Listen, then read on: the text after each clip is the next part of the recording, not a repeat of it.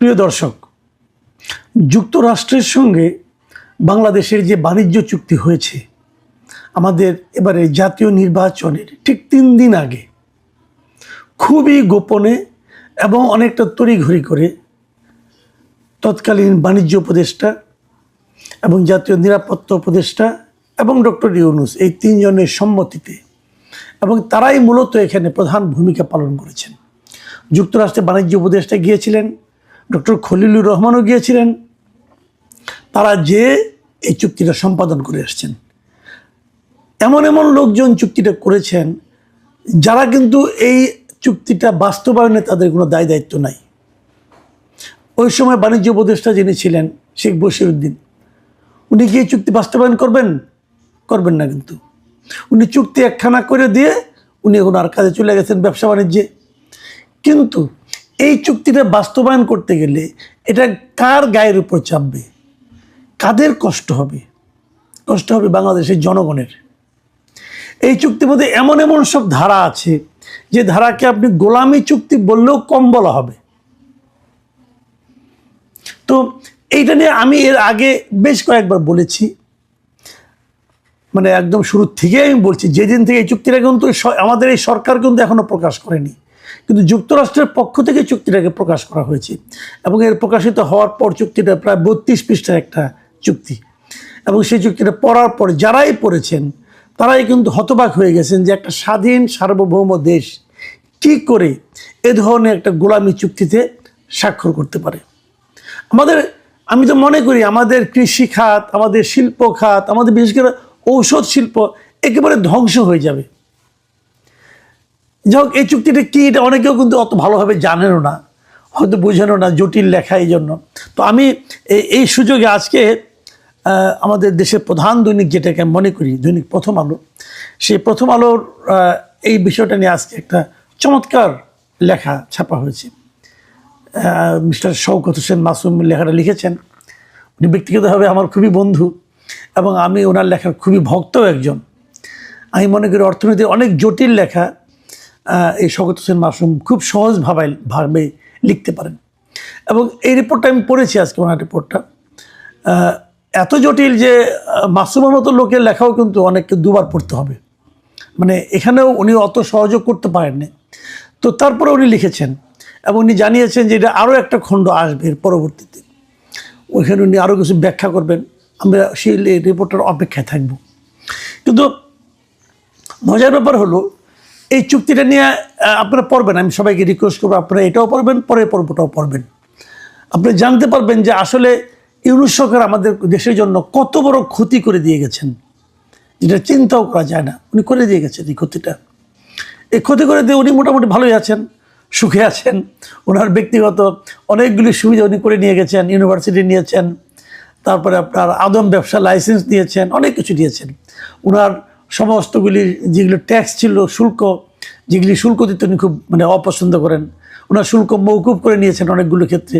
এগুলি করেছেন উনি নির্লজ্জে বেহায়ার মতো, এই কাজগুলো উনি করে নিয়েছেন। কিন্তু আমার বক্তব্যটা অন্য জায়গায়। আমার বক্তব্য হলো যে অন্তর্বর্তীকালীন সরকার, ডক্টর ইউনূস, ডক্টর খলিলুর রহমান, শেখ বশিরউদ্দিন, এরা না হয় আমাদের দেশের জন্য ক্ষতিকর চুক্তিটা করেছেন তাদের ব্যক্তিগত যার যার স্বার্থের জন্য, কিন্তু এখন তো একটা গণতান্ত্রিক সরকার আসছে, এই সরকার কেন এই চুক্তি নিয়ে কোনো কথা বলছে না? এটা হলো আমার সবচেয়ে বেদনার ব্যাপার। আমি এই চুক্তি নিয়ে এ পর্যন্ত বিএনপির কোনো পর্যায়ের কোনো নেতার মুখে এই চুক্তি নিয়ে একটা শব্দ উচ্চারিত হইতে শুনিনি। কেন? তাহলে বিএনপির কাছে কি এদেশের জনগণের স্বার্থের কোনো মূল্য নেই? তাহলে বিএনপি কি দেশের জনগণের স্বার্থ সংরক্ষণ করার জন্য আসেননি? শেখ বশিরউদ্দিনের মাঝখানে একটা ইন্টারভিউ দেখলাম কোনো একটা মিডিয়াতে। উনি বলেছেন ওই সময়ে এই আমাদের যে পণ্য যেখানে আমরা রপ্তানি করি সেটা যে শুল্ক আরোপ করা হয়েছিল, সেই শুল্ককে 19% আনার জন্য এটা তাদের করা ছাড়া কোনো উপায় ছিল না। কিন্তু ওনারা কি একবার হিসেব করে দেখেছেন আমরা ওখানে কী কী রপ্তানি করার সুযোগটা পেলাম? হয়তো গার্মেন্ট ইন্ডাস্ট্রি যেগুলো আছে তাদের কিছু পণ্য আমরা রপ্তানি করব ওখানে, কিন্তু তার বিনিময়ে আমাদের যে কত বড় ক্ষতি হয়ে গেল সেটার পরিমাণ দিকে চিন্তা করলে কোনটা বেশি হয়? একবার কি ওনারা ভেবেছেন? আমার মনে হয় না। শেখ বশিরউদ্দিনের এই কথা শোনার পর অনেকে হয়তো ভাববেন তাহলে ডক্টর খলিলুর রহমান কি বলেছেন। ডক্টর খলিলকে ওই প্রশ্নটা করা হয়েছিল, উনি আবার অদ্ভুত একটা কথা বলেছেন। উনি বলেছেন এই চুক্তি করার আগে এই বিষয়ে জামাতে ইসলাম এবং বিএনপি এই দুই দলের সঙ্গে নাকি তারা কথা বলেছিল, এবং উনি এটা যেদিন বলেছেন খুব সম্ভবত এটা মার্চের 4 তারিখের দিকে উনি বলেছেন।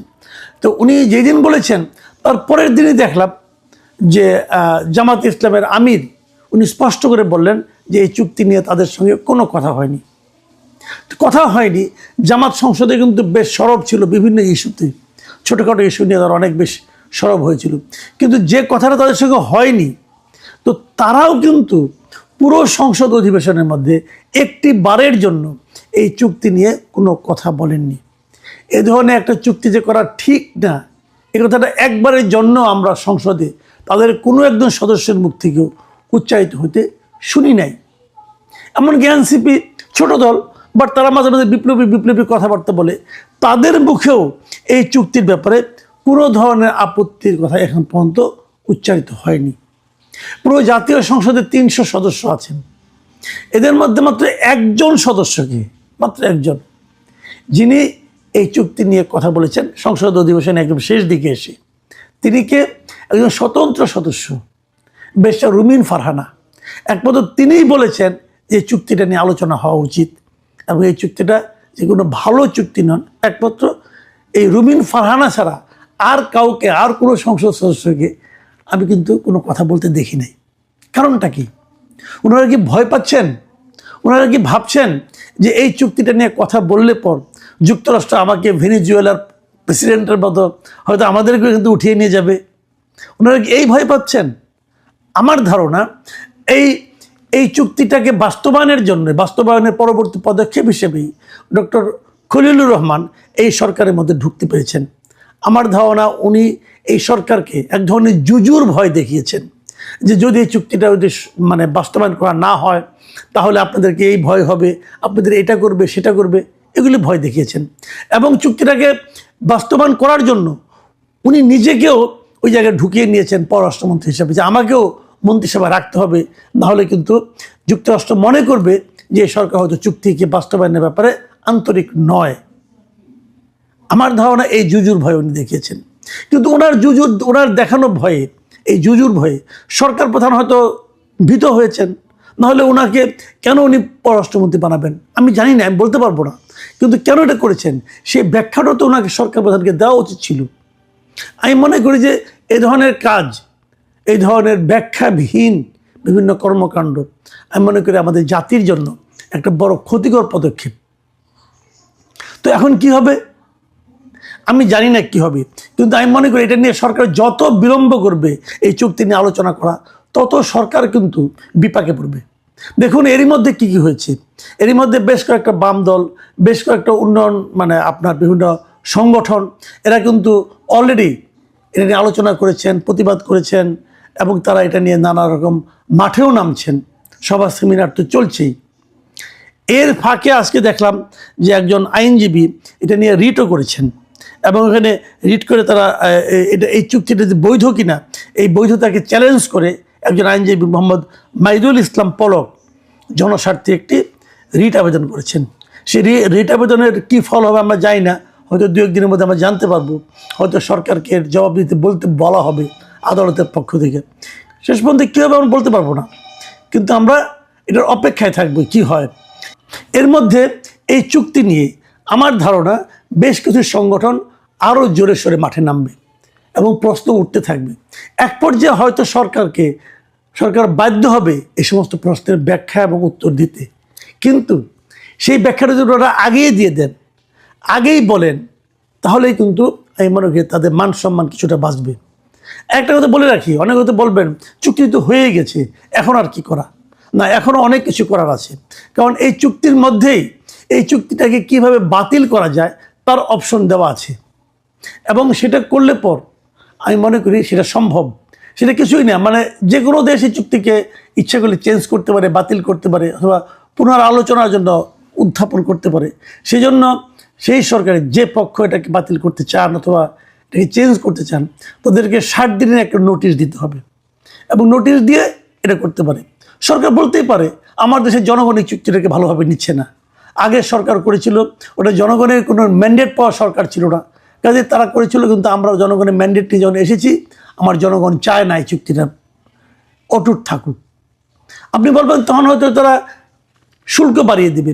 দেখেন এই ধরনের শুল্ক তো ট্রাম্প অনেককে বাড়িয়ে দিয়েছিল এবং অনেকে নানা ধরনের বার্গেন করে করে কিন্তু শুল্কগুলো কমিয়েছিল। আপনারাও বার্গেন করতেন, আপনি তো বার্গেনিংয়ে যান নাই, আপনারা গেছেন আপোষে, আপনারা গেছেন সব দিয়ে দেবো আমরা।